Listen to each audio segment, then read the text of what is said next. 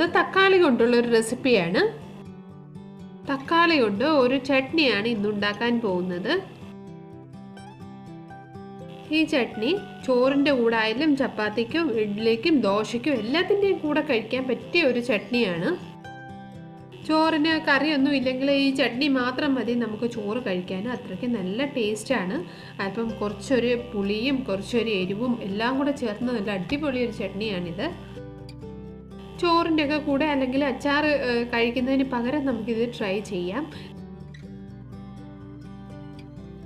പെട്ടെന്ന് ചീത്തയാവത്തുമില്ല. നമുക്ക് കുറച്ച് നാൾ കേടുകൂടാതെ ഇത് യൂസ് ചെയ്യാൻ പറ്റും.